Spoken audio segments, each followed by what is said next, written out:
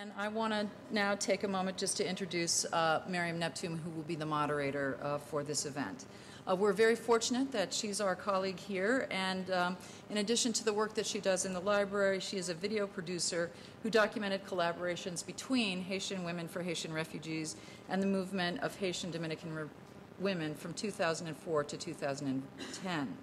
Her video, Birthright Crisis, we'll see that in just a minute, and it's an award-winning documentary depicting the cycle of deportation and violence faced by Dominicans of Haitian descent. She's currently an instructional media specialist here at Barnard College, and we're very honored to have her with us both this evening and as our colleague. Miriam Neptune. Welcome, everyone. And I would like to thank Janet Jakobsen and the former acting director of BCRW, Elizabeth Castelli, and all of the BCRW staff who were involved in organizing this event, especially Ann Jonas. Thank you also to Pam Phillips and Hope Dector, because this event would not have happened without your constant encouragement and support throughout this year. This event is co-sponsored by Haitian Women for Haitian Refugees, and I want to thank all the members of the HWHR community who are here. Please raise your hands. Let's begin by calling Sonia's name. Sonia, sorry.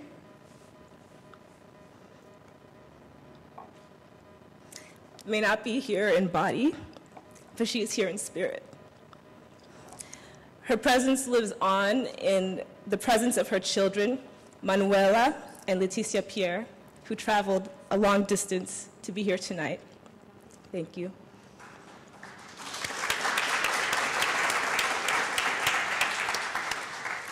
And in the hearts of all who knew her, who worked with her, and who were touched by her example of compassionate leadership. So tonight we acknowledge her and acknowledge her presence by calling her name. Sonia Pierre, presente. Sonia Pierre, presente. Sonia Pierre, vive Sonia Pierre.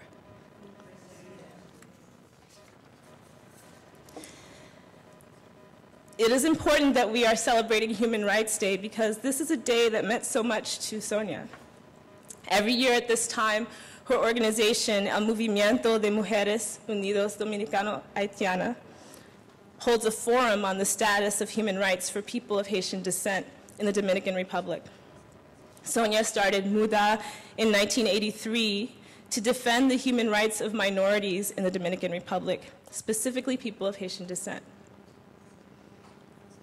Her organization worked to improve the quality of life for people in the batallas, worker communities, which are often deprived of government services. By organizing women and youth in these communities, MUDHA helped residents to advocate for themselves, building health clinics, schools, libraries, and cooperatives. The work of MUDHA during disasters such as Hurricane George, Tropical Storm Jean, and many others, as well as the nightmare earthquake of 2010, were a model for how to help communities help themselves. I would say that Sonia Pierre and MUDHA were the original Occupy Sandy. Combating the unequal and humiliating ways that international aid reaches marginalized communities in a disaster, and helping survivors resist the impact of permanent displacement. The mother of 4 children, Manuela, Carlo, Leticia, and Humberto, she raised many more and was known in many places as Mama, my mother. Sonia traveled around the world to share her message that a country cannot fully develop when women and children are continually subjected to domestic and sexual violence. Ethnic minority communities are denied access to education, healthcare, and civic participation. People with HIV and AIDS are shunned. Workers are exploited, and generations of people are forced to make do without documentation of their existence. Each of our guests tonight worked with and knew Sonia in different ways. Her eldest daughter, Solange, Manuela Pierre, has traveled with her sister, Patricia Pierre, to be here tonight. Thank you again. Thank you for coming on the anniversary of your mother's passing. Manuela Pierre is currently studying law at the Autonomous University of Santo Domingo. She accompanied her mother to the UN Conference on Racism in South Africa in 2001, where the seed was planted for her own organization, the Dominican Network of Afro-Descendant Youth. Manuela will discuss the work of Grupo Afrodescendientes, a cultural movement which seeks to combat ignorance and support the voices of young people of African descent in the Dominican Republic. Monisha Bajaj, Dr. Monisha Bajaj, a professor of comparative and international education at Columbia's Teachers College, served as a Fulbright Fellow in the Dominican Republic in 2001, where she collaborated with MUDHA and several other groups to develop a course in human rights education for Dominican youth. Her curriculum was published by UNESCO. She is the editor of the Encyclopedia of Peace Education, as well as numerous articles about critical human rights education in Zambia and India. On a personal note, Monisha was an organizer of a 2003 event at Columbia University on Haitian-Dominican relations, where I was first introduced to Sonia Pierre. Ninaj Raoul is the director of Haitian Women for Haitian Refugees, a Brooklyn-based organization that for 20 years has been supporting the Haitian refugee and immigrant community in the effort to live a life with dignity in the United States. A former fashion journalist, Ninaj found her calling while working as a translator for Haitian detainees at Guantanamo Bay, Cuba. Along with Marie-Lily Syrah, who's also here, Ninaj started HWHR to provide services such as English classes, workers' rights orientations, referrals to healthcare services and housing, and legal assistance to asylum seekers who settled in New York City, as well as advocating to end discriminatory practices that make it impossible for Haitians to immigrate legally to the US. Ninaj met Sonia Pierre in 1994, and in time, HWHR and MUDHA collaborated on several projects, including disaster relief. Please give our panelists a round of applause.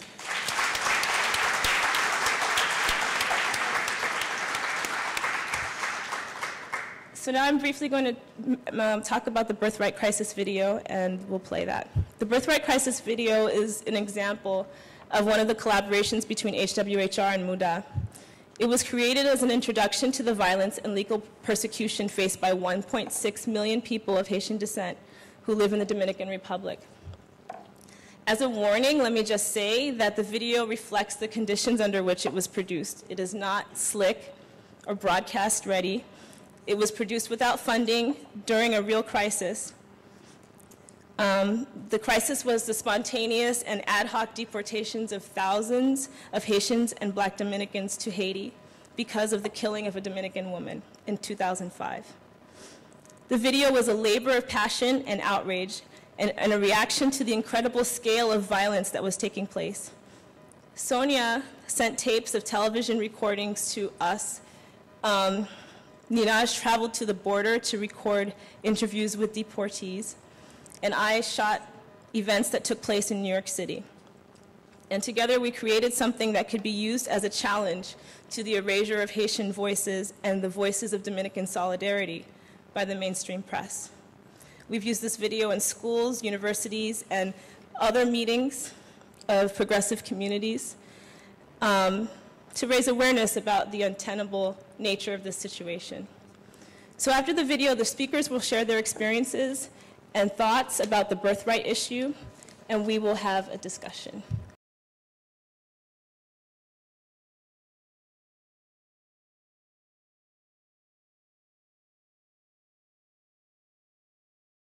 Eh bien, à 5h du matin, je tente de tirer les finisseurs bois, de venir frapper porte là, je dis nous tout le monde Haïti. Je quittais 2 petits monde. Mais petits monde yo, étant qu'à 5h du matin me lever, m'après lever après ça m'entendait tirer bobo. Me dit qui ça gagne après ça me font tirer ouvrir porte là me garder moi c'est chef.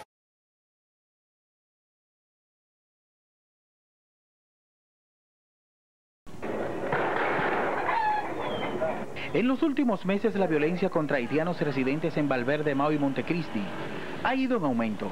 La detonación de los ataques han sido acciones de venganza por parte de dominicanos, por alguna muerte o problemas surgidos entre criollos y haitianos. Para la red de encuentro dominico-haitiano Jakobsen, hay xenofobia en esos ataques.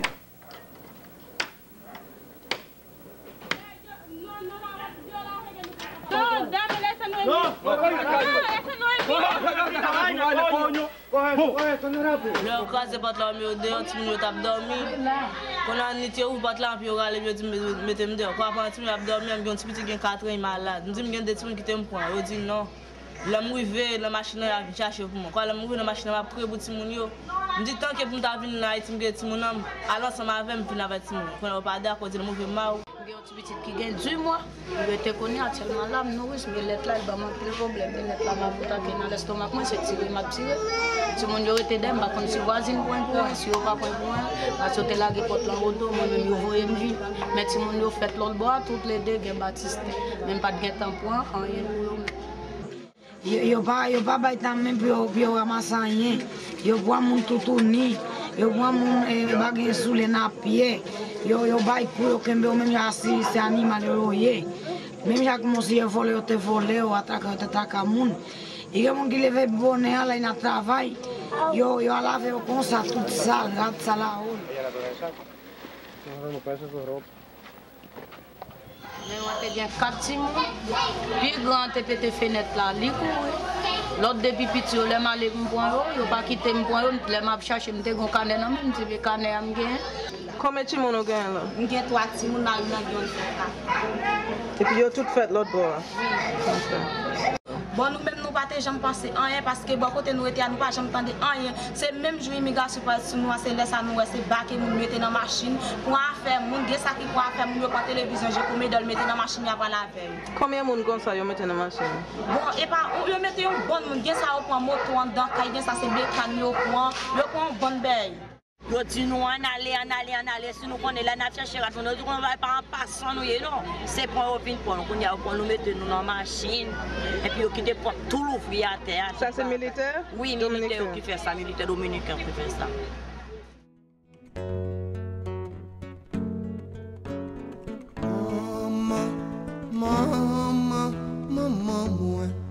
In May of 2005, a Dominican woman, Maritza Nunez, was killed, and her husband was brutally injured.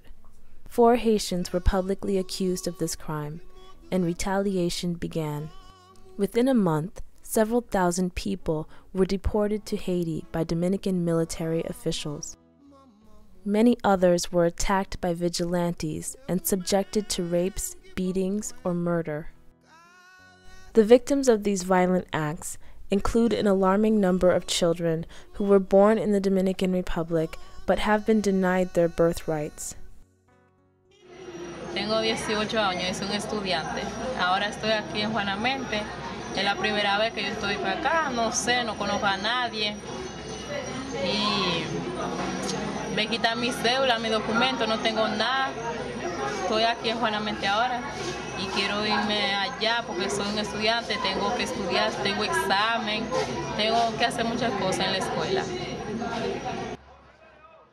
In response to the deportations and rising violence, a coalition of 15 human rights groups held a rally to demonstrate how many children are affected by anti-Haitian policies.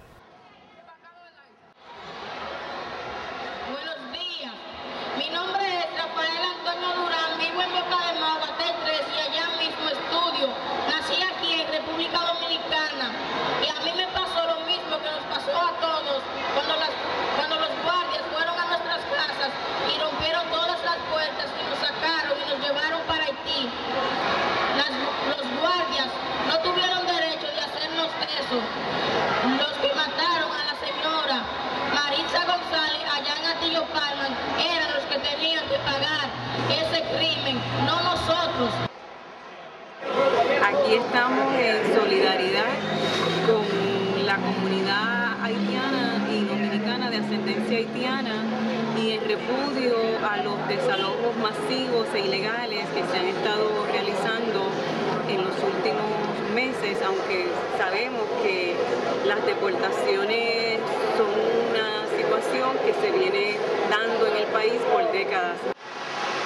Hoy, donde nos reunimos miles de dominicanos de ascendencia haitiana para reclamar nuestros derechos, el derecho a existir, el derecho a tener un nombre y una nacionalidad, el derecho a no seguir siendo muertos civiles, el derecho a educarnos para crecer y ayudar a crecer esta patria. Since children of Haitian descent are deprived of citizenship in the Dominican Republic based on the nationality of their parents, they are often barred from access to housing, healthcare services, legal protection, and education. While at the rally, human rights activist Virgilio Almanzar announced that 4 Dominican nationals had been apprehended for the murder of Maritza Núñez. Y el jefe de la policía me confesó personalmente ya que fueron sometidos a la justicia 4 dominicanos, 4 nacionales dominicanos por la muerte de Maritza Núñez. No fueron haitianos los asesinos, ahora fueron acusados 4 dominicanos. Y ahora, ¿cómo justificar todas esas muertes? ¿Cómo poder resarcir a la familia de esas personas que murieron? In early June, 2 Haitian farm workers were beheaded by a mob carrying machetes. Era buen amigo con nosotros, con todos los hermanos de la iglesia adventista, no se metía con nadie. Cuando uno llegaba a la iglesia, él le recibía a uno con cariño y todo. Pero mira cómo le hicieron una muerte a Betilí, como nunca no se la...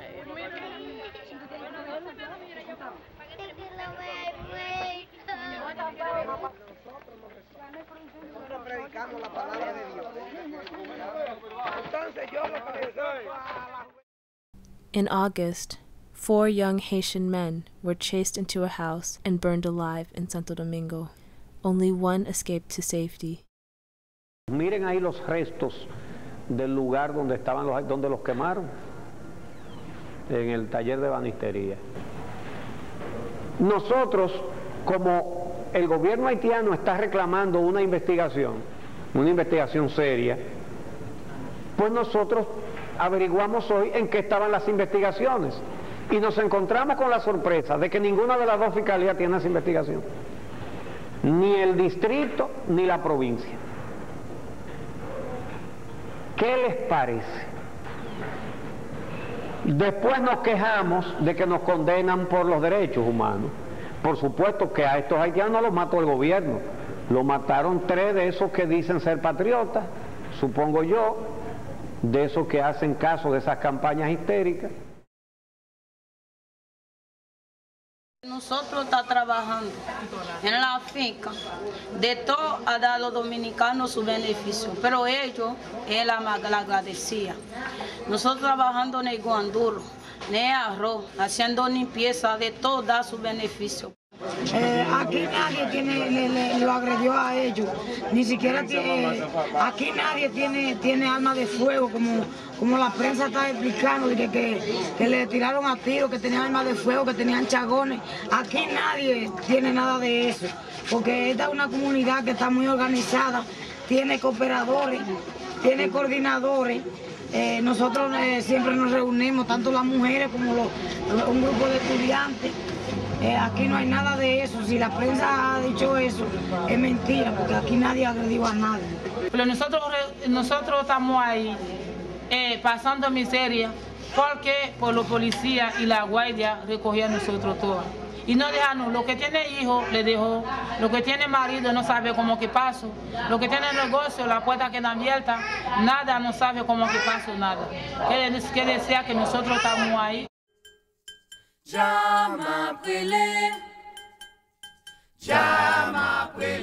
Haitians and Dominicans in the diaspora have been speaking out about the abuse of human rights in the Dominican Republic. We came out here today to ask the Dominican government to stop the deportation of the Haitian people. They've been sending the people from Haiti, Dominicans that have been born in Haiti of Haitian parents, and also Haitians that have been living in the Dominican Republic for over 30, 50 years. They've been deporting them back to Haiti without any notice. Instead of going forward, the Dominican Republic is going backwards to those times when, you know, like in 1937, when Trujillo killed all the Haitians. For nearly 400 years, Haiti and the Dominican Republic have shared one island. In the early 1900s, Haitians were often brought into the Dominican Republic to work in the sugar industry for lower wages. Despite tensions, communities formed in which Haitians and Dominicans lived side by side. But in 1937, Dominican dictator Rafael Trujillo ignited nationalist resentment of the Haitian presence and ordered the mass killing of more than 30,000 Haitians along the border.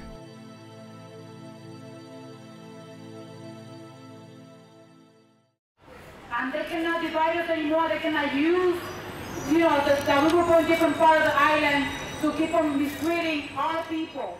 Call for solidarity between the Haitian community and the Dominican community to face the abuses that are going on against Haitians living in the Dominican Republic.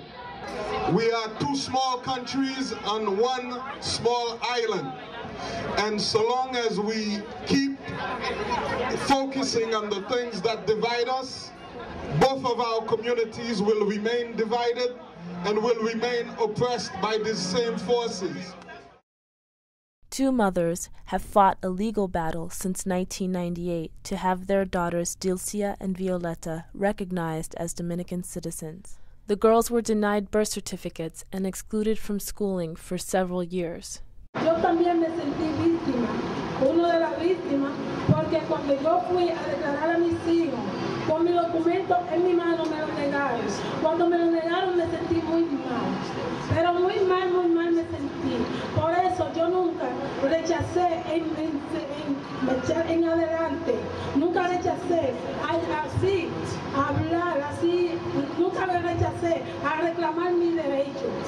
In October 2005, the Inter-American Court of Human Rights ruled that the Dominican government should publicly apologize to the girls and reform their birth registration system. This ruling was widely regarded as a victory for the human rights of the invisible children of Dominican Republic.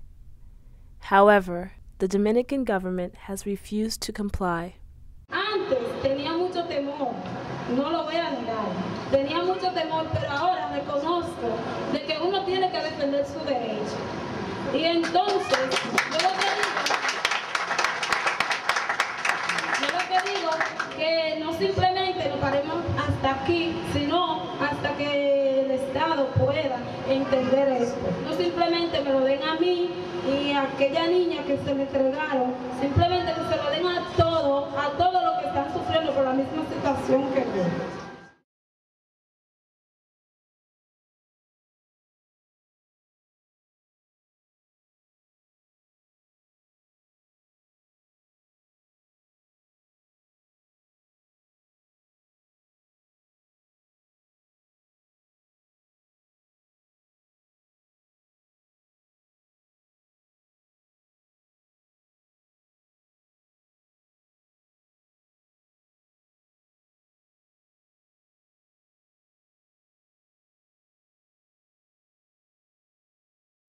Jama prele, Jama prele, Jama prele, prele jae, Jama prele, Jao ma prele Jama prele, ma prele Jama prele, Consime ma prele Jama prele, mi fo ma prele Jama prele, la croix ma prele Jama prele, Jama prele Jama.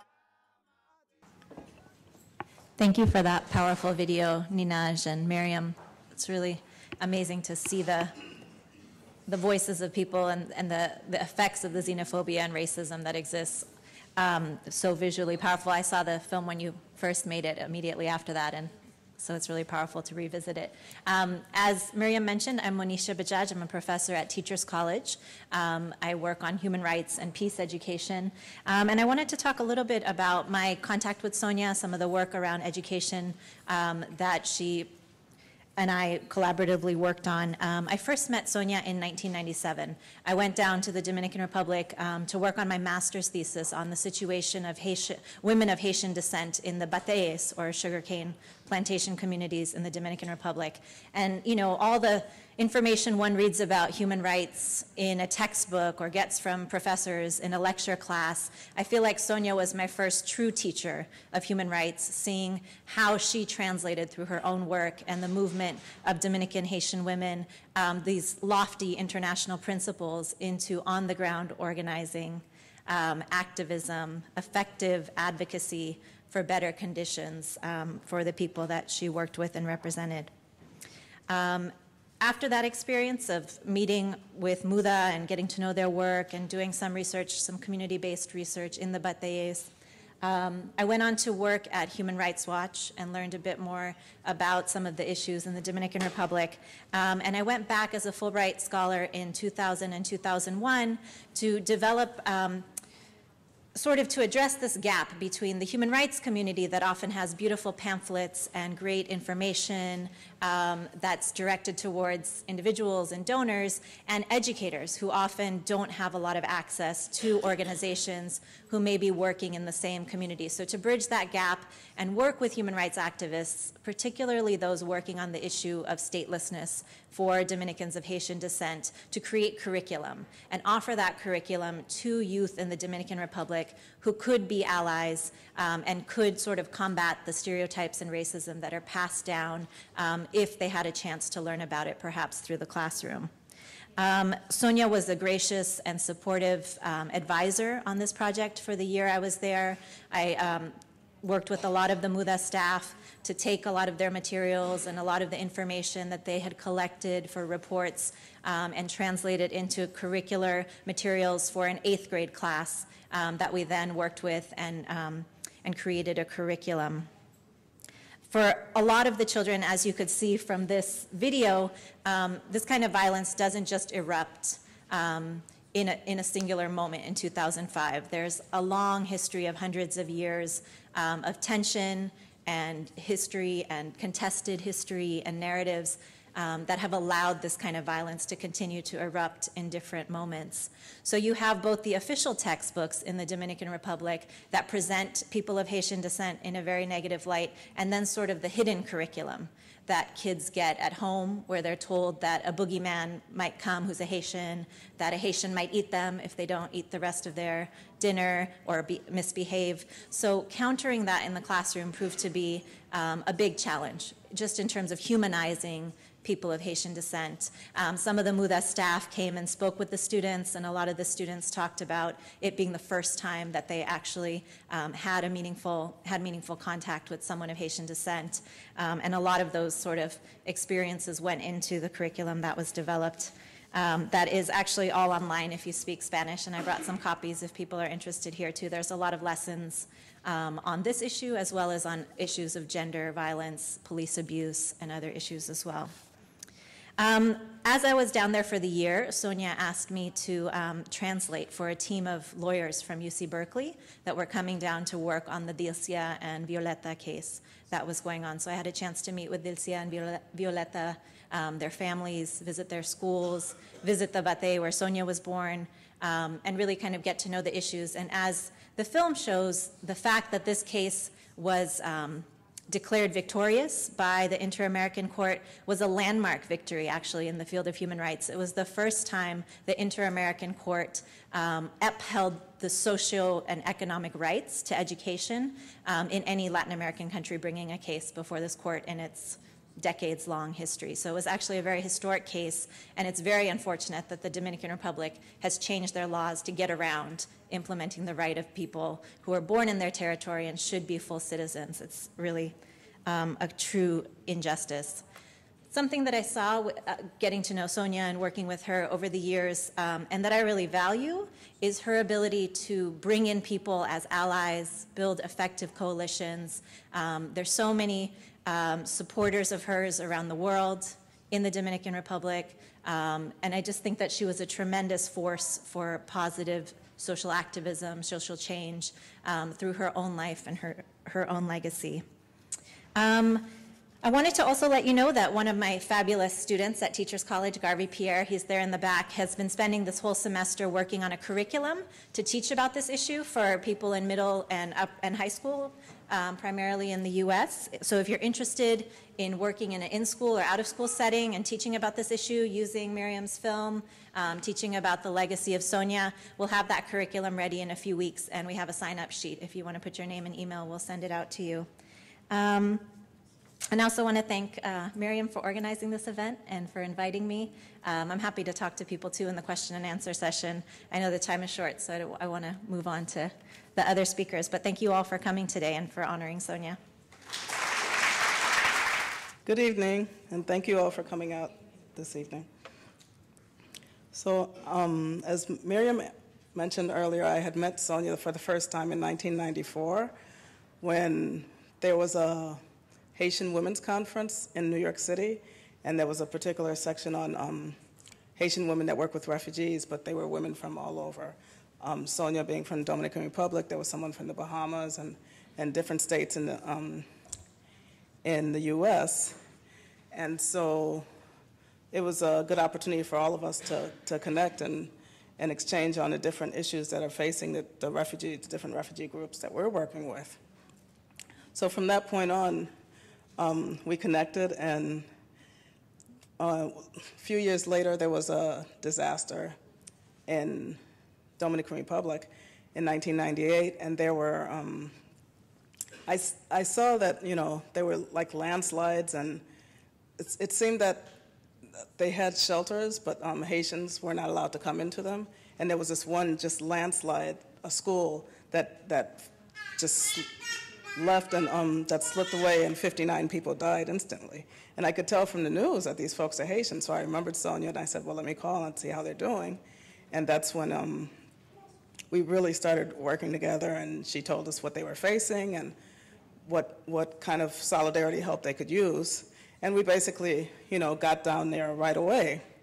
And so this happened time and time because both the population, the Dominicans of Haitian descent and Haitians living in the Dominican Republic and Haitians living in Haiti have obviously been faced with numerous crises over the years. So this happened over and over, where as soon as some sort of disaster happened, one of us would call each other and pick up the phone and say, let's get on it.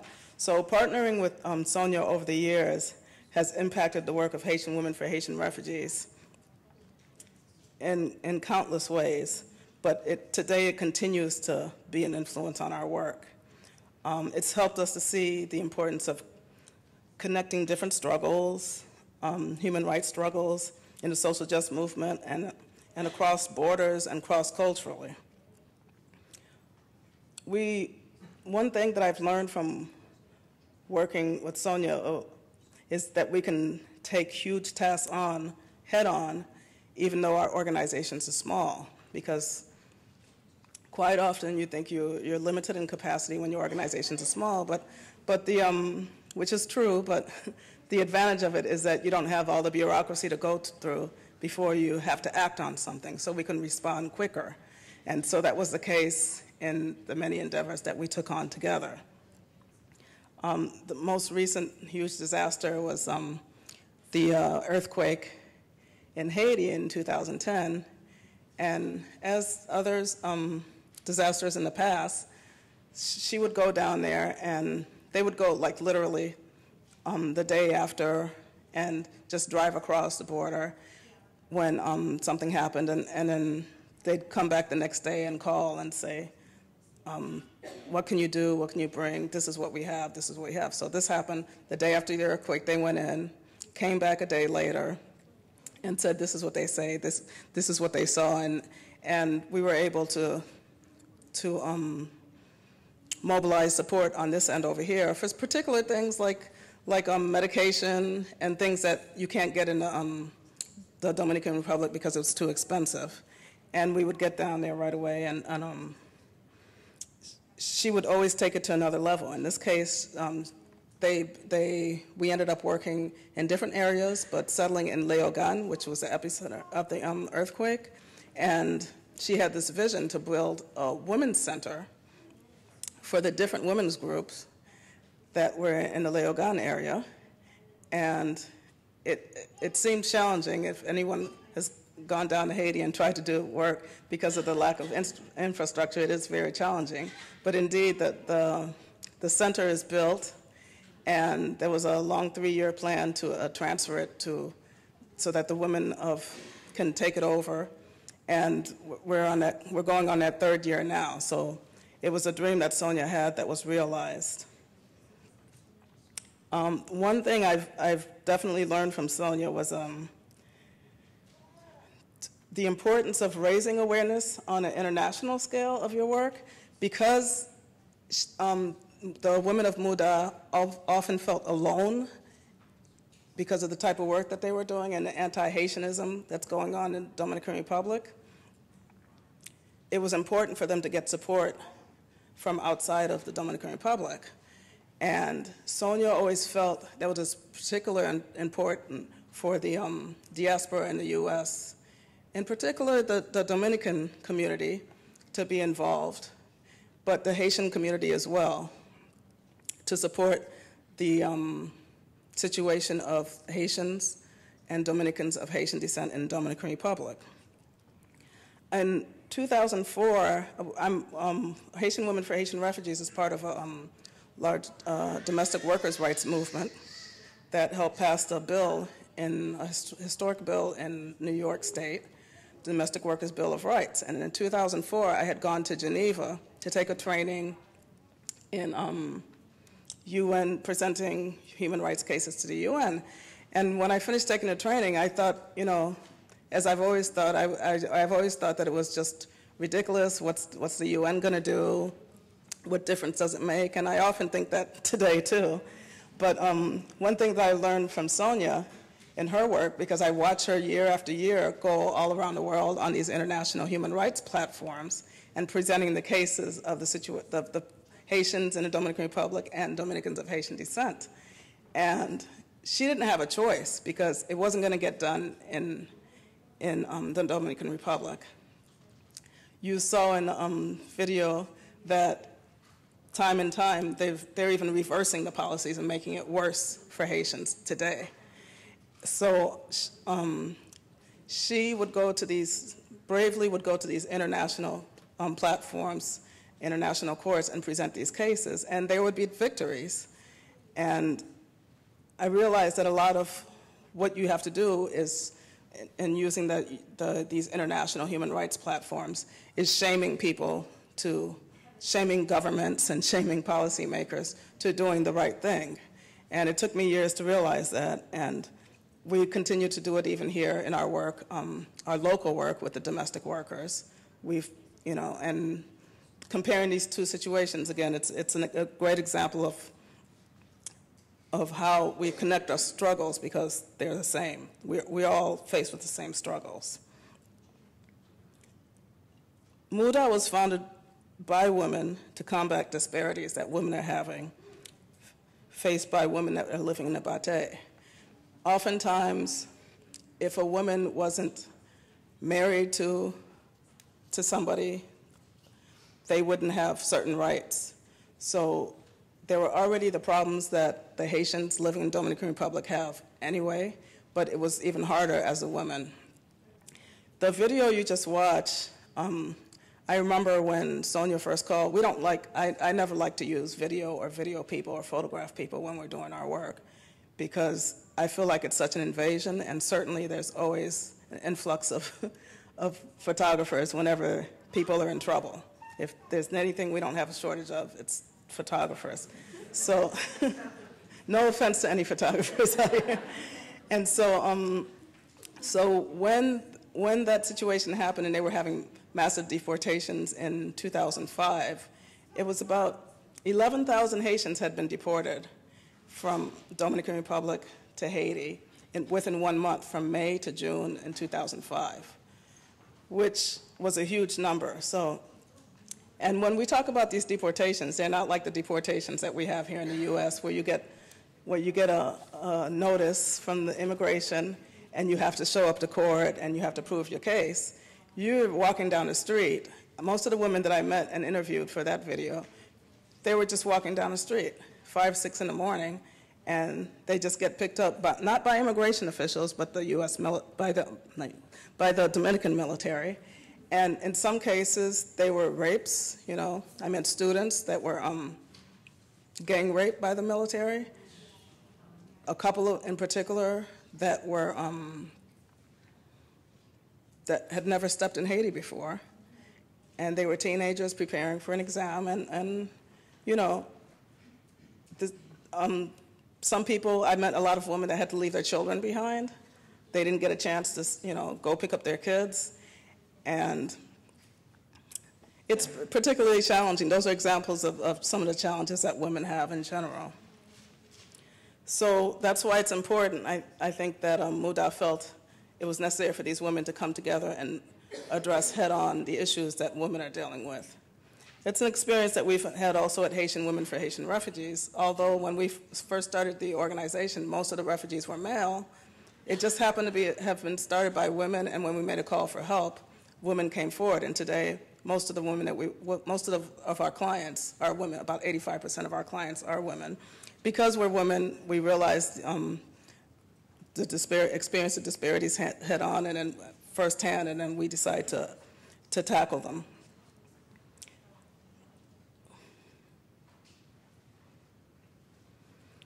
I think that Sonia's work gave importance to the Dominicans and Haitians. But one thing that we realize today, that there's importance of the partnerships that between folks in the United States and folks in the DR for this particular movement of the birthrights. Just 2 days ago, MUDHA, on the anniversary of Sonia's death, MUDHA just had an action where many of the people of Haitian descent living in Dominican Republic started to speak out about, say, in December of 2007, the Dominican government took a different approach in the attacks. Normally they used to attack people that are farm workers, agriculture workers, and construction workers. So they decided to start attacking some of the professionals and students that were advancing their education. And how they did that was when they, say somebody wanted to go to law school and they had lost their birth certificate a long time ago, they would go and ask for a new birth certificate from the government officials, and then they would say it doesn't exist. So there are many people in that situation today, and some of these folks that were targeted were people that were working on the issue of birthrights and speaking out on behalf of their own people. So 2 days ago, MUDHA decided to organize an action to respond to some of these policies, these discriminatory policies that happened today. And I just want to say that Sonia always, felt that it was important for the diaspora community over here to partner with the Dominicans in Dominican Republic and Dominicans of Haitian descent, because the president that was there for the past few years, he was put in office basically by the Dominicans over here. So it's really important for Dominicans over here to put pressure on their government over there. Today, when we memorializing Sonia, one thing that we realize, and the co-founder of Haitian Women for Haitian Refugees, Marie Segat, always says, when we speak to Sonia's daughter, Leticia, and Manuela, is that this is their time. Their mother was their age when she started MUDHA. We really think it's important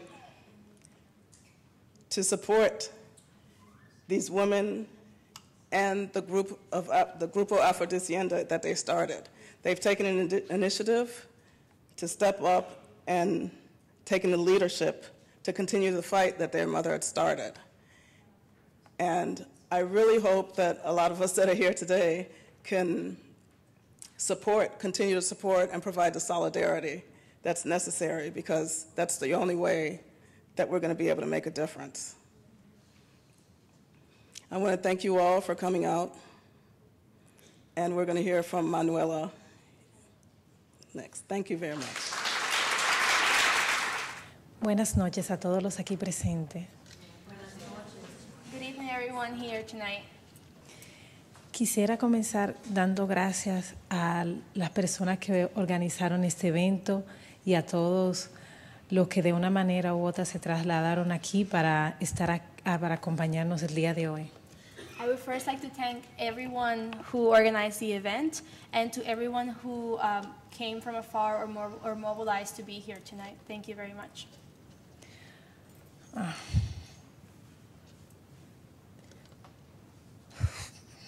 Bueno, voy a empezar diciendo que todo lo que estamos aquí hemos hablado de mi madre de una manera u otra y hemos dicho todo en cómo ella ha influido en sus vidas. Everyone that has been here tonight has talked about my mother in different ways and how much she influenced our lives. En la mía, como es natural, influyó de una manera positiva,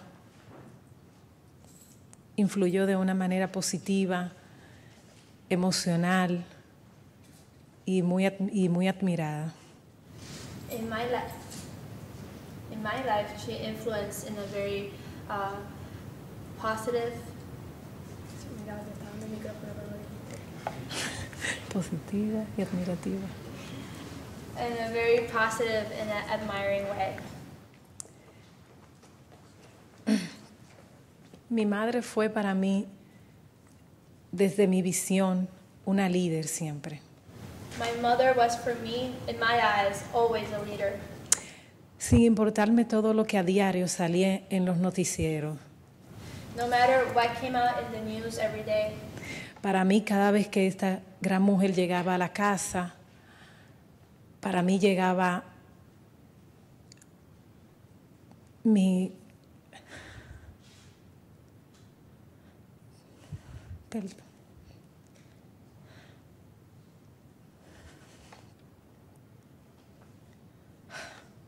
llegaba la mujer más grande que mi corazón haya podido conocer. So every time she would go home, this great woman, for me, she was the greatest woman I've ever known in my heart. Mi madre siempre tuvo grandes luchas y grandes batallas, pero aún así nunca se rindió. Y es ese legado que ella pasa hoy a mí, a Leticia, a Carlos y a Humberto. My mother had great battles and great struggles, but she never gave up. And that's the legacy that she gives to me, to my brother Carlos, Leticia, Humberto, and myself. Es por eso que cuando comencé a interesarme por esta lucha, por esta causa, cuando empecé a entender que era importante que voces se levantaran contra la injusticia que se está cometiendo en República Dominicana. So when I started to realize that it was very important to be part of the struggle and to the importance of knowing that it's very important to wake up to this fight. Ella, al inicio de nosotras comentar sobre un grupo que trabajara para jóvenes, trabajando para jóvenes. So at the beginning we had this talk about having a group of youth working for youth. Ella fue la mentora de esto. Fue la persona que nos animó, que nos enseñó y que nos dio las líneas para nosotros empezar esta iniciativa. So she was, when we had this idea, she was the mentor. She was the person who gave us the lead, gave us the way that we should do to work these initiatives with the youth. Ella fue quien comenzó diciéndonos que en las grandes batallas siempre hay sangre y sudor, y que nosotras íbamos a tener, para echar este grupo hacia adelante, dejar mucho en el camino. She was the one that said that in the great battles, there's always sweat and blood, and that we had to do that a lot, but that would forge a better way. En 2009, el grupo de afrodescendientes, después de muchas reuniones, muchas charlas y conversar mucho con mi madre, decidimos que deberíamos de dar a conocer este grupo. In 2009, after a lot of meetings and some work that we were doing, we decided that we should let people know about this group. Cuando nosotras decidimos hacer la primera asamblea, mi madre fue una de las personas que dijo presente en ese momento y siempre creyó en el trabajo que nosotras podíamos hacer. When we had the first assemblies, my mother was one of the first people who was present, and she always believed in the work that we could do. Es de esta manera que la red de jóvenes afrodescendientes con una visión auténtica y con una visión de que los jóvenes dominicanos de ascendencia haitiana tenemos derecho, no por el simple hecho de haber nacido en la República Dominicana, de haber crecido allí y de hablar nuestro idioma y querer nuestra cultura. So this is how the Afro youth group was born, and it's very authentic because it's not only about just being born there and having the culture and speaking the language, but la red entendió en ese momento que los dominicanos de ascendencia haitiana, sobre todo la población joven, era la que estaba siendo golpeada y era estos jóvenes a quien deberíamos de empoderar. The network, the youth network, understood that it was the youth that was the one that was getting the most beat up and receiving the most violence. So that's why we had to do something. Este grupo con el poco recurso, con los pocos recursos que teníamos y con el apoyo que mi madre siempre nos brindó, es que hemos podido hacer pequeñas cosas, pero que son significativas y grandes para nosotros. So this group of youth of Haitian descent, we're small, but with the support of people like my mother that we've been able to do the things that we have. Quiero compartir con todos ustedes a mi madre siempre. I want to share with you all my mother always. Porque quiero que sepan que dentro de todo lo que nosotras hemos podido hacer desde MUDHA, desde la red, es porque nosotros nos visualizamos y nos vemos como ella. Because everything we've been able to do from MUDHA to the youth, Afro Youth Network is because we visualize and we see ourselves as her. La red trabaja con una visión y una misión que ella misma fue la que inspiró. Su trabajo, su fortaleza, su legado es lo que nos va a acompañar y nos va a hacer seguir. The work that we do, the vision, the mission is completely inspired on her, her legacy.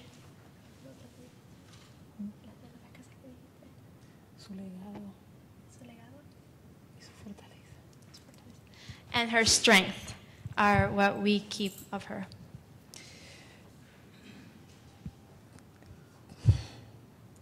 Para mí, en estos momentos, estar parada frente a todos ustedes, a un año de la muerte de mi madre, es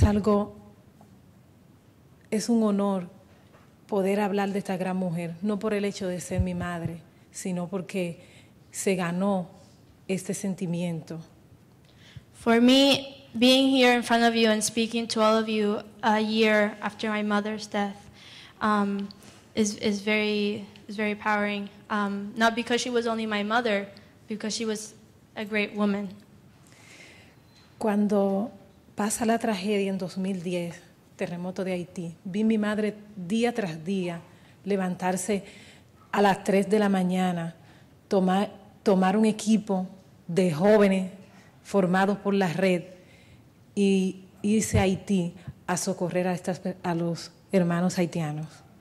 When the earthquake happened in 2010, I would see my mother get up at 3 in the morning with a group of youth and go to Haiti to help there with a group from the network of the youth network of Haitian Descendants.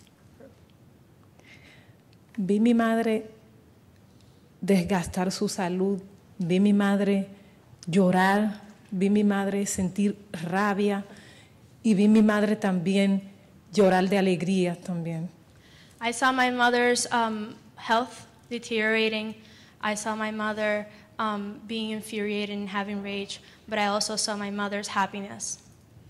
Y recuerdo que me dijo, hubiese querido tener más tiempo para hacer más, pero creo que ya no hay tiempo. I would have liked to have more time to do more, but I think I don't have any more time. That's what she said.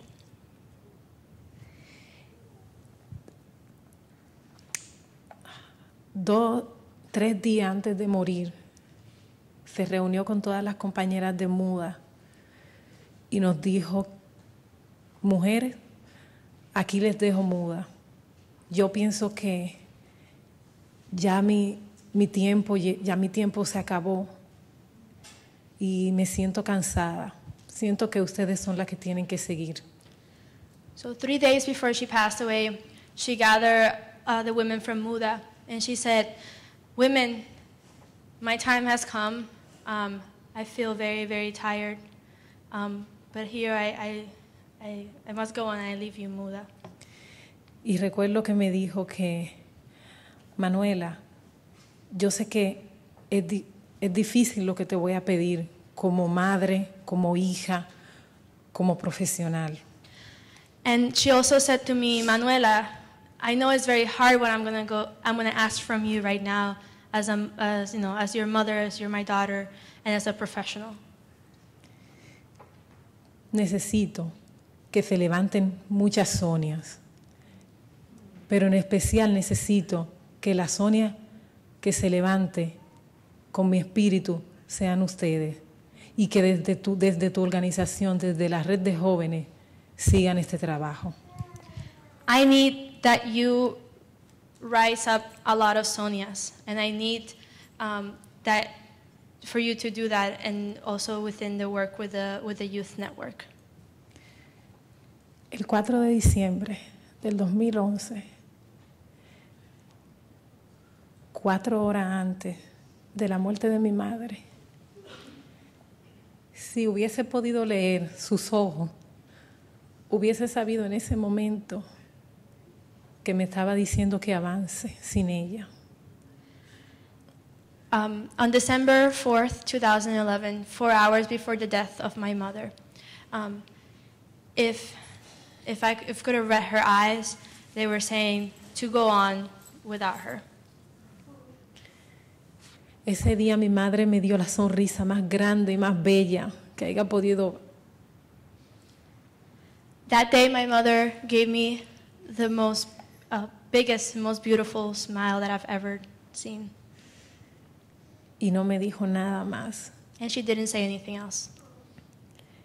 Pero siempre voy a recordar que en mí, en Leticia y en cada uno de los jóvenes dominico-haitianos que viven en la República Dominicana debe existir y vivir su legado. But I know that in me, in Leticia, and all the youth from the Haitian Dominican Youth Network will live her legacy. Gracias a todos los aquí presentes y Sonia vivirá por siempre. Thank you to everyone here, and Sonia will always live forever. We're going to open up to questions. I have a question while others are thinking about theirs. My question for anyone who's ready to speak is, what can we do? That's simply it. I mean, I think solidarity is really important right now, and maybe when Sonia was alive, it was really clear that through working with her and asking her what she needed, there was an easy way to help. But now, it may be less clear, and especially in light of the fact that the Constitution has changed and may not change again anytime soon. So what can we do? So I think it's important. I think the answer to that question, Miriam, is the same that I would have answered if Sonia was here. And when she was here, I really feel that there's always more that we can do, and it's not just waiting to hear about the people's heads being chopped off and the rapes and the mass deportations that happen after harvest season, and just saying, just shaking our heads and saying that's awful. But I think we can always take it a step further and respond to the calls like that MUDHA would always make, and they shall continue to make, as well as the Grupo Afrodescendientes in the youth movement, that, as we said, this is their time. So when we have these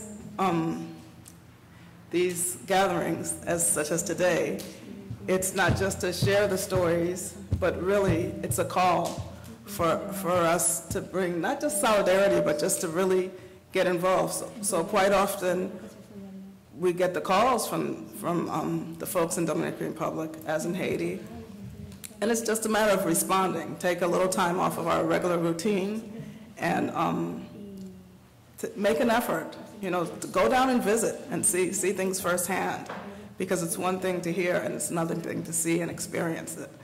It's not that far. People go there for vacation all the time, but why not visit with MUDHA and ask them, to go in and to see things firsthand, and provide the support that we need to because there's no way. Things seem to be moving backwards if we look at the ways the policy have been going in the past few years. And for us to just sit back and say that's awful and cross our arms is not enough. I'm Lily Sarat, the co-founder of Haitian Refugees, who've worked with MUDHA and for many years, as Ninaj explained. I think it's important also to have preventive actions. It's not just waiting for answering to a disaster, the deportations, or the injustices to reach a grave level for us to react. I think it's important that we are daily involved. We are involved in doing preventive actions so that those things do not happen, so that this world can really be an equitable world, as we all hope to achieve one day. I just wanted to add one thing, which is just to, if this is the first time that you're hearing about this issue, just to read up more on it and learn about some of the injustices that are going on and the U.S.'s tremendous role in a lot of the things going on. A few years ago, with the help of the World Bank, the Dominican government was developing this sort of change in their citizenship. So what they have is just like the U.S., where if you're born on U.S. territory, you are a U.S. citizen, whether or not your parents are. And that's exactly what the law in the Dominican Republic is. And as they've been trying to change their constitution to exclude the children of undocumented immigrants or immigrants who are documented but are being denied their papers, they're looking to the U.S. a lot. And there's a lot of trade and foreign aid that goes from the U.S. So you can also influence policymakers here to pay attention and to follow human rights in the policies that they promote to other countries that the U.S. has a tremendous amount of influence over because of the diaspora populations here and because of the long history of U.S. military involvement in the island. In terms of helping, I guess my question is, how do you help responsibly? Because you talk about how many people love to vacation in the Dominican Republic, and if I understand correctly, Sonia and MUDHA are as committed to the workers' movement as they are to the Haitian-Dominican struggle.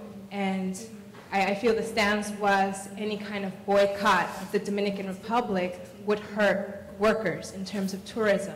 So I guess my question is basically that, because even though she's used and MUDHA has used the international platform to denounce the racist policies and practices of the Dominican government, that has also led to backlash.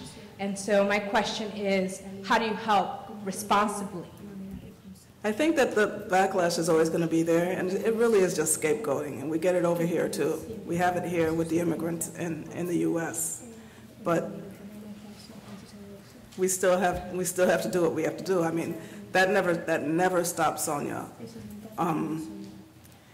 She was fearless, but it doesn't mean that she was afraid to die. She didn't like the ideal, but she knew going into the work, and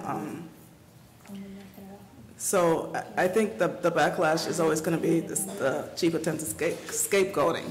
And as long as there's more support coming in and more people standing by you, then it gets harder for the officials and the nationalists to do that scapegoating. And that's the importance of connecting the struggles and just really just stepping up. And a lot of times, I remember when we used to go to the annual seminarios that MUDHA used to do, and they would bring organizers from all over the Dominican Republic that were working on the birthrights issues and the workers' rights issues that face the Dominicans of Haitian descent and the Haitians. She would invite people, for example, from the Dominican community in the United States to come, and had interviews set up, and people would just be like no-shows, the day of.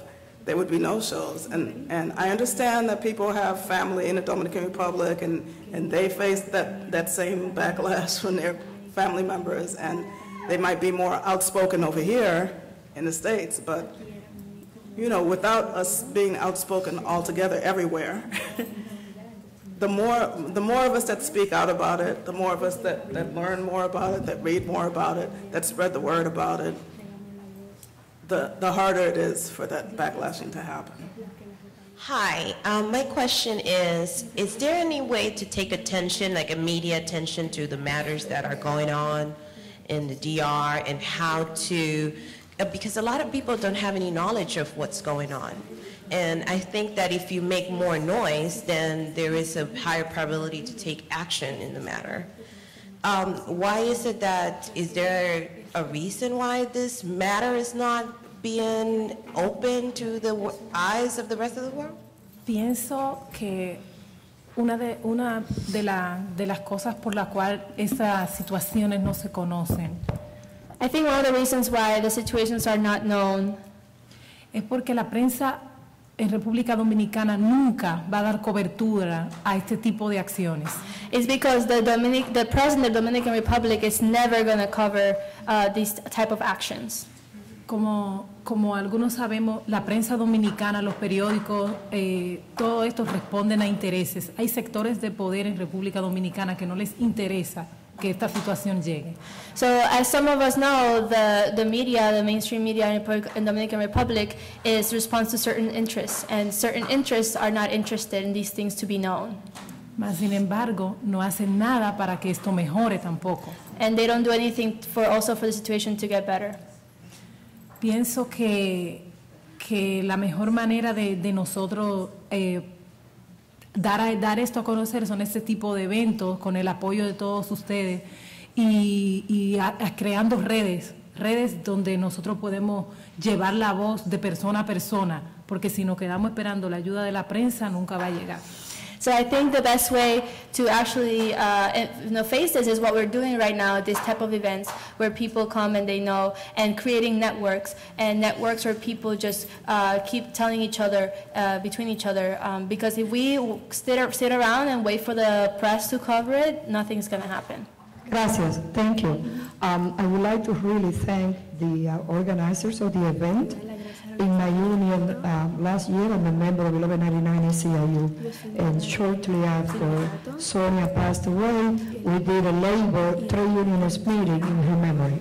I had the privilege of meeting Sonia in 1984, 1985, And in August of 2011, I was there in Leogan, and so with a delegation from the Dominican Women's Development Center, and Sonia came from Santo Domingo to see us at Leogan, where we stayed at the Casa Refugio, the refugee house that she set up for children that were left orphans after the earthquake.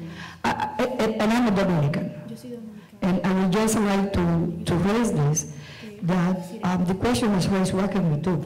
I think those of us in the Dominican and in the Haitian diaspora, and all people that fight for social justice in this country, especially in New York, with the population we have here, we need to develop the message to go out there. The racist Dominican press is not going to make an echo of the situation of Haitians in the Dominican Republic. I think those of us here in New York or wherever we are around the world, the same way we fight for the rights of undocumented workers, we need to link that struggle to the treatment of Haitians in the Dominican Republic. Because here in the U.S., we complain when the racist right wing talks about anchor babies and denying citizenship to the children of undocumented workers. But then we remain silent when the Dominican government does the same thing, when they exploit Haitian women, Haitian men, Haitian children, and we need to create, and I believe the system mentioned that we need to create those networks, create those rate of exchange. But I think the movement here in New York needs to has a special responsibility. Because in the Dominican Republic, you get very easily shot by the cops or tear gas. I've been arrested in New York in civil protests, I don't know how many times, and I have never been tear gas in New York. But I think all of us in this room need to become a voice. And not because we feel sorry, but because it's our damn obligation to do that. Thank you. Good evening. With the recent protests going on in the Dominican Republic, especially in Santo Domingo, against the corruption of government and the demand for GDP 4% for education, has that helped in the movement to right the wrongs against the Dominicans of Haitian descent? Se han hecho varias protestas por el 4%, a la educación, la reforma fiscal y, bueno, cosas que están en la nueva Constitución también que afectan directamente a los dominicanos de ascendencia haitiana. So, first thing is there's been a few protests. One of them is about the fiscal reduction, and the other one is the 4% for the education, and then other things that are in the Constitution that definitely directly affect Dominicans of Haitian descent.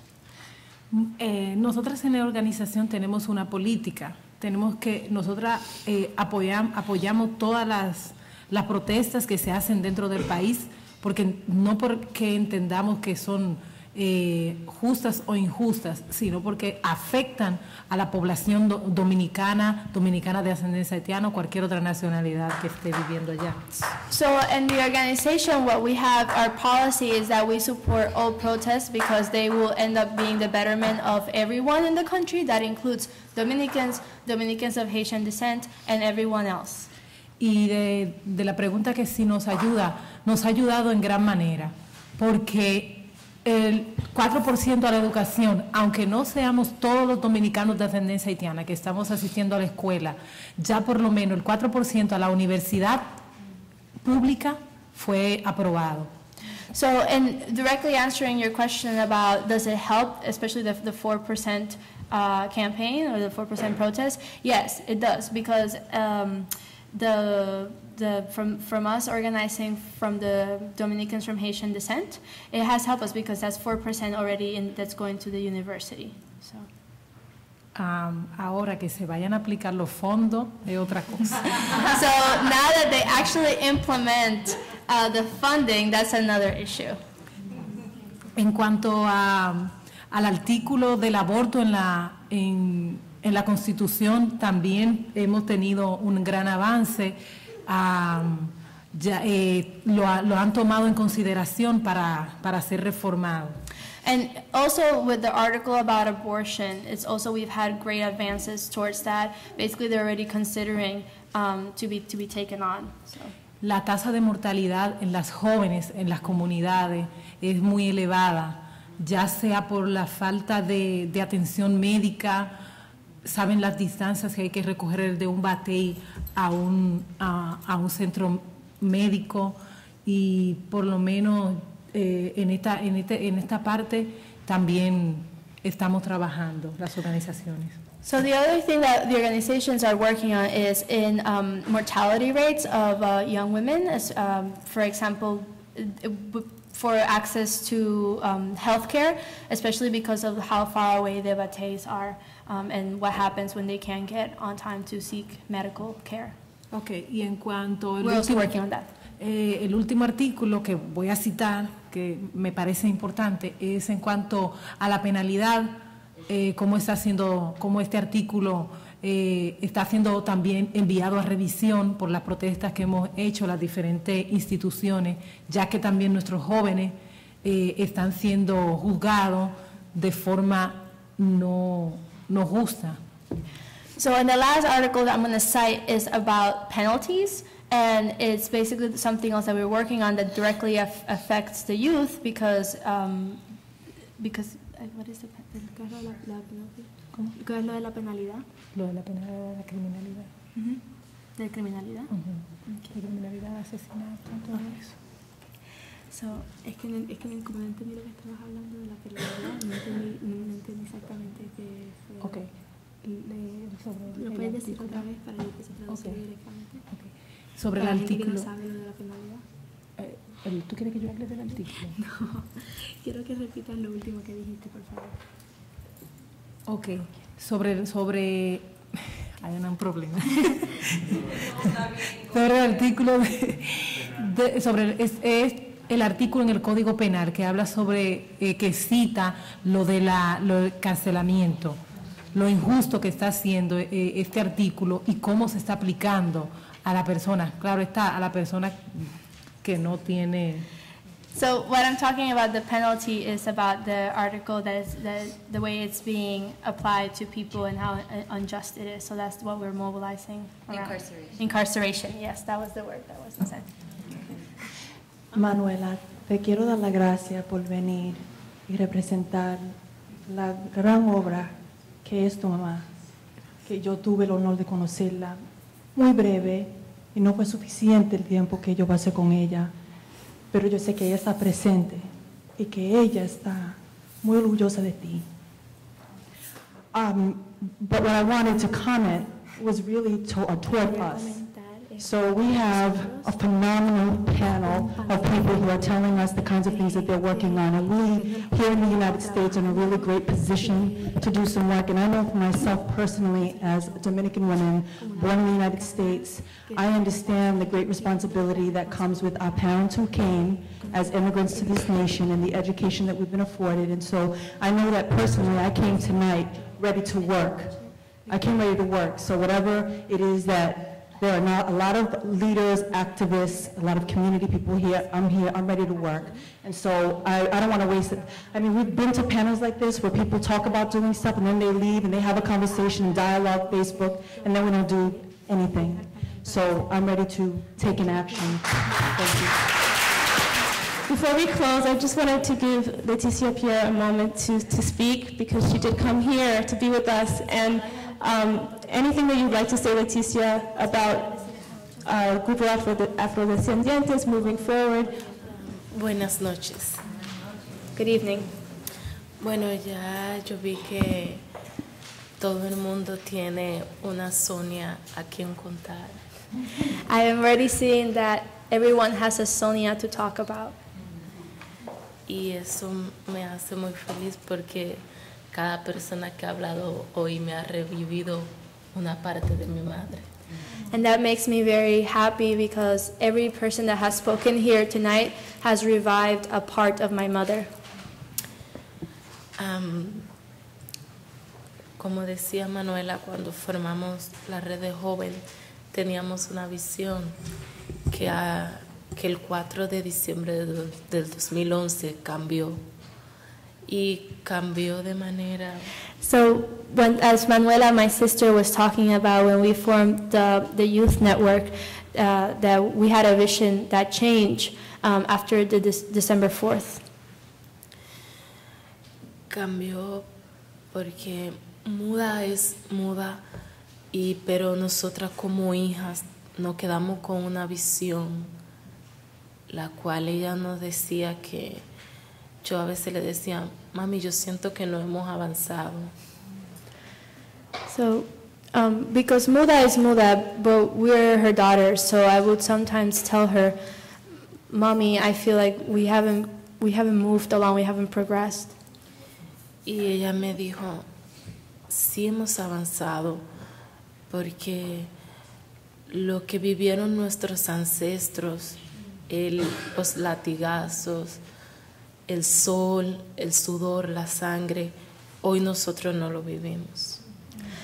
Yes, and she would say, yes, we have moved forward because what our ancestors lived through, the flagellation, the sun, all the abuse, we haven't lived that. Ella me decía que la raza negra siempre pare muchos corazones valientes y de coraje. My mother would say that the black race would breed very, very brave hearts and of courageous and brave hearts. Y ella me dijo, por ejemplo, mira a Martin Luther King, Nelson Mandela, y yo le decía, y yo el día 4 dije, y tú también. So she would say, look, Martin Luther King, Nelson Mandela, and then on the day, December 4th, I said, and you too.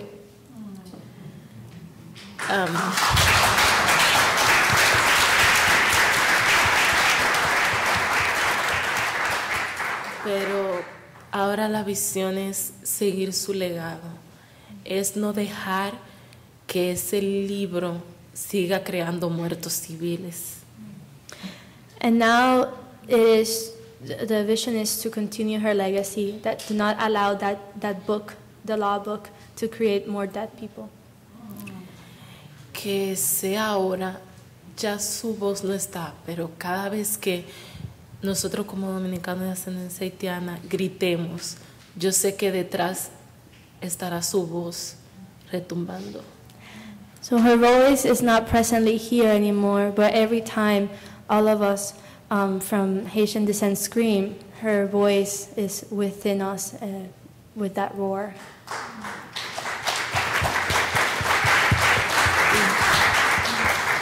Y para terminar, quiero darle la gracia es como yo digo, a 2 angelitos que mi mamá me dejó, que me han enseñado que el amor no tiene fronteras, ni tierra, ni agua. So to finish up, I want to thank the little angels that my mom left me, that taught me that love have no frontiers, no land, no water. Que es a Lili y Ninaj. Que es a Lili y Ninaj.